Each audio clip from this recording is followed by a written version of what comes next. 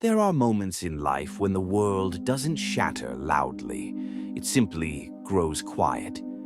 Dreams don't collapse all at once. They fade slowly until one day you realize you've been living smaller than you once believed you could. This is often when people walk away, not from others, but from themselves, from the version they once trusted, from the courage they once carried without knowing its name. But what if the most dangerous moment isn't failure? What if it's the moment you decide you are no longer worth the effort? This story is about that fragile space, the space between giving up and growing through, between abandoning yourself and choosing to stay. In a quiet town where mornings arrived without urgency, there lived a man named Aaron, someone who almost walked away from his own becoming. Aaron lived a life that looked complete from the outside. He woke before sunrise, not because he loved mornings, but because discipline had taught him that early hours were proof of seriousness. The town around him stirred slowly, shutters opening, a single bicycle passing, the sky changing color without asking for attention. Everything moved gently. Only Aaron felt rigid. He worked at a modest workshop on the edge of town, repairing old machinery most people had forgotten how to use. His hands were steady, his movements precise. There was comfort in fixing what was broken. Metal made sense. It responded to effort. If something failed, it was never personal. You adjusted, tightened, tried again. Life hadn't offered him the same clarity. Years ago, Aaron had believed in something deeply, a path he thought was his. When it didn't work out, he didn't just lose the outcome, he lost trust in himself. Since then, he carried an unspoken rule. If you fail once, you don't deserve a second beginning. So he chose safety, routine, a life that asked little and promised even less. People described him as reliable, quiet, strong. But strength, when never shared, can turn heavy. At night, Aaron often sat alone with unfinished thoughts. He replayed moments where he could have tried again, spoken up, stayed longer. Each memory ended the same way, with him convincing himself it was better not to hope, better not to risk disappointment, better to abandon dreams early than watch them break later. And yet, something inside him resisted complete surrender. A small restlessness, a question that returned in the quiet. What if walking away was the real failure? Aaron believed courage was loud, bold decisions, fearless moves, dramatic comebacks. He didn't realize courage sometimes looks like staying when everything in you wants to disappear. This is where his journey truly begins, not with action, but with the silent weight of a man who hasn't given up, only paused, unsure if he's still allowed to believe in himself. Change didn't arrive dramatically. It slipped into Aaron's life the way light enters a room, slowly, almost unnoticed. It began with a decision so small it felt harmless. After years of fixing other people's machines, Aaron decided to restore an old press that had been abandoned in the back of his workshop. No one had asked him to. There was no deadline. No reward waiting at the end, just curiosity and a quiet desire to see if his hands could still build something whole. Each evening after work, he stayed a little longer. He cleaned rusted edges, replaced worn parts, learned patience again, not the forced kind, but the kind that comes from caring. For the first time in years, he wasn't measuring progress by approval or outcomes. He was simply showing up. As days passed, something unexpected happened. Confidence returned, not loudly but steadily. When a stubborn piece finally moved into place, Aaron felt a familiar warmth in his chest. When the machine responded to his touch, he felt useful again, capable. He started waking earlier, not from obligation, but anticipation. The town still moved slowly, but Aaron no longer felt trapped inside its stillness. People noticed. A neighbor stopped by, curious about the noise of work after hours.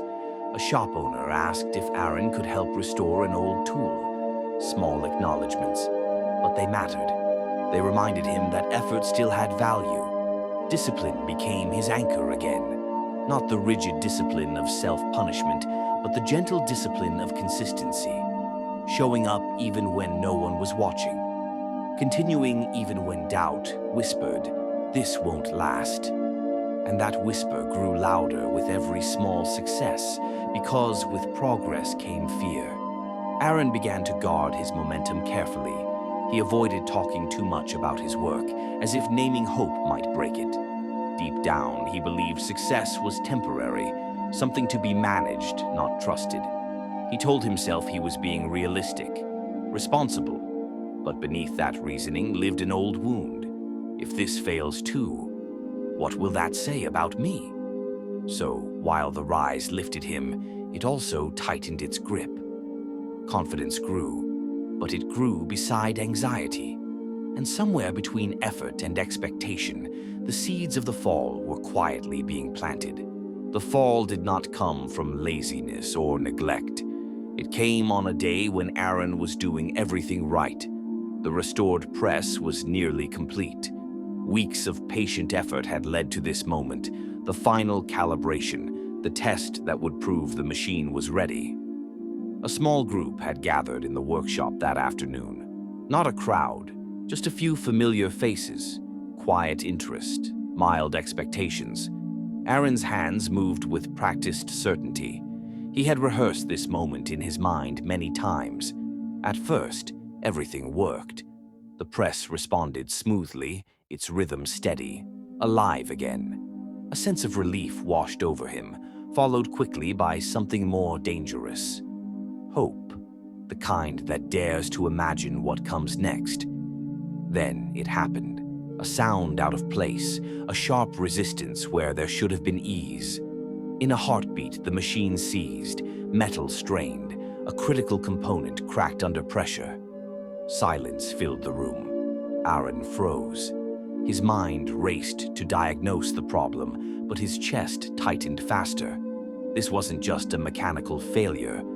It felt like a verdict. He forced himself to stay calm, but the familiar voice returned, louder now. You knew this wouldn't last. People offered gentle reassurances. These things happen. It can be fixed. Their words floated past him without landing. All he could see was the moment collapsing in on itself. That night, the workshop felt colder. The machine stood unfinished, exposed in its broken state, a mirror Aaron didn't want to face. He replayed every step, every choice, searching for where he had gone wrong. Each thought ended the same way. I trusted myself again. That was the mistake. Sleep didn't come easily. When it did, it brought restless dreams of starting over, only to fall again. By morning, exhaustion had settled deep into his bones. Aaron didn't return to the project the next day, or the day after. What broke that afternoon wasn't just metal. It was the fragile belief that maybe, this time, he was allowed to succeed. Failure no longer felt like an event. It felt like an identity. And once again, Aaron began the familiar retreat. Pulling inward, shrinking his world, preparing to walk away before disappointment could strike again. Aaron told himself he just needed time. Time to think, time to be practical, time to let the disappointment settle before making any decisions. But days passed, and the space he called reflection slowly turned into avoidance. The workshop stayed quiet. The press remained untouched, frozen in the moment it failed. Aaron avoided looking at it directly, as if eye contact might ask something of him he wasn't ready to give. He cleaned his tools with unnecessary precision. Reorganized shelves that didn't need order. Productivity became a disguise for fear. Inside his mind, the past replayed relentlessly.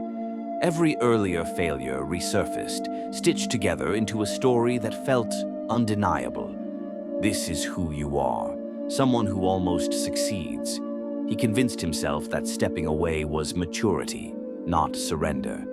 That knowing when to quit was wisdom. But denial is subtle. It doesn't shout. It whispers reasonable-sounding lies. Aaron began isolating himself more. Invitations went unanswered. Conversations shortened. When people asked about the project, he deflected with practiced ease. "It's nothing serious. I'm focusing on work." Each sentence placed another layer between him and the truth. At night, guilt kept him awake. Not guilt for failing, but for wanting to try again. That desire felt irresponsible now, dangerous. Letting go seemed safer than risking belief. He punished himself quietly. Longer hours, fewer breaks, no room for hope. Discipline, once a source of strength, hardened into self-control without compassion. He believed suffering was the price of failure, a debt that had to be paid before he could move on. But nothing moved. Aaron wasn't healing. He was suspended, stuck between who he had been becoming and who he was afraid to be again. The longer he stayed there, the heavier everything felt. Purpose dulled, motivation thinned, life shrank to maintenance. Deep down, he knew the truth he refused to face. Walking away didn't erase the pain, it preserved it. And in clinging to the past, to the moment things broke, Aaron wasn't being loyal to his discipline or his values. He was abandoning himself slowly, carefully, telling himself it was the responsible thing to do. The encounter happened on a morning Aaron hadn't planned for anything to change. He had taken a longer route through town, hoping the walk might quiet his thoughts. The air was cool, the kind that makes breathing feel deliberate. Near the old train platform, a place rarely used now, he noticed an elderly man sitting on a bench, feeding crumbs to the birds with unhurried patience. Aaron would have passed by unnoticed if the man hadn't spoken. "You walked like someone carrying more than tools," he said without looking up. The words landed gently, not accusatory, just observant. Aaron slowed, unsure why he stopped. The man smiled faintly and shifted to make space on the bench. After a pause that felt longer than it was, Aaron sat. They didn't speak at first. The birds moved freely between them, fearless. Eventually, the man asked, "What did you leave unfinished?" The question pierced through Aaron's defenses. He considered deflecting, but something in the man's calm presence made that feel unnecessary. "Something I thought mattered," Aaron replied. "It didn't work." The man nodded. "Most things that matter don't. At least not the first time." Aaron let out a quiet breath. "I should have known better," he said. "I failed once before. I shouldn't have tried again." This time, the man turned toward him. "No," he said softly. "You shouldn't have believed failing meant you were done." He reached into his pocket and held out a small, smooth stone. "This was part of a wall I built years ago," he said. "I stopped halfway, told myself it was smarter not to finish. Truth is, I was afraid of discovering whether I could." Aaron looked at the stone, then at the man. "So what did you do?" The man smiled. "I didn't abandon myself twice." The words stayed with Aaron long after they parted. Courage, he realized, wasn't about finishing without falling. It was about returning, not angrily, not desperately, but honestly. Aaron didn't rush back to the workshop that day. For the first time in weeks, he allowed himself to move slowly, not out of fear, but intention. The stranger's words echoed gently, not demanding action, only honesty. "You didn't abandon yourself twice." That night, Aaron slept without replaying the failure. The memory was still there, but it no longer felt like an accusation. It felt unfinished, and that was different. The next morning, he unlocked the workshop and stood in the doorway for a long moment. The press was exactly as he'd left it, broken, waiting. His chest tightened, but he stayed. No fixing, no proving, just presence. He began with small acts of care, sweeping the floor, oiling tools, touching the machine without expectations. He stopped trying to conquer the problem and started listening to it. Where once urgency had driven him, patience now took its place. Aaron also changed how he treated himself. He shortened his hours, took breaks, allowed quiet. Discipline softened into consistency, firm but humane. Some days he worked on the press, some days he didn't. And for the first time, that felt acceptable. Healing arrived quietly, not as confidence, but as relief. He stopped measuring his worth by progress charts or imagined outcomes. Instead, he measured it by his willingness to return, even when fear whispered that it was safer to disappear. Letting go, he learned, didn't mean letting go of the dream. It meant releasing the belief that he had to earn his right to try. The repair took longer this time. Mistakes happened again, but they didn't carry the same weight. Failure no longer meant retreat. It meant adjustment. One evening, as the sun dipped low, Aaron realized something had shifted. He was no longer working to prove he deserved belief. He was working because staying present felt honest. Rebirth didn't feel dramatic. It felt grounded, like a man choosing himself, quietly, repeatedly, even when no one was watching. The machine eventually worked again. But by the time it did, Aaron understood it was no longer the point. On the morning he tested the press once more, there was no audience, no expectation to impress, just steady hands and a calm breath. When the machine moved smoothly, Aaron felt gratitude, not triumph. He shut it down gently, as if acknowledging a shared effort rather than claiming a victory. Life began to widen again. Aaron started accepting small restoration jobs around town, not because he needed the validation, but because he enjoyed the quiet focus they offered. He spoke more, listened better. There was an ease to him now, not confidence built on certainty, but peace built on self-trust. He no longer rushed mornings. Discipline still shaped his days, but it no longer punished him. It supported him. Purpose was no longer something he chased. It was something he practiced. Occasionally, fear returned. It always does, but it no longer dictated his choices. When mistakes happened, Aaron stayed. When uncertainty appeared, he breathed through it. He learned that courage isn't the absence of doubt. It's the decision not to disappear when doubt arrives. One evening, he passed the old train platform again. The bench was empty. No birds, no stranger. Yet the place felt full. The lesson had rooted itself deep enough to stay. Aaron understood now. Abandoning yourself doesn't happen all at once. It happens in small moments when you choose safety over truth. And healing, too, happens in small moments when you choose presence over escape. The dawn didn't feel like a new life. It felt like a continuation, this time without self-betrayal. He was still becoming, and this time he wasn't leaving himself behind. Stories like Aaron's are quiet for a reason. They don't shout solutions. They sit with you, the way truth often does, waiting for you to recognize yourself inside them. Because at some point in life, almost everyone reaches a moment where walking away feels safer than staying, where failure feels like a verdict instead of a chapter, where abandoning yourself seems practical, even responsible. But here is what this journey teaches us. You don't lose your worth when you fail. You only forget it.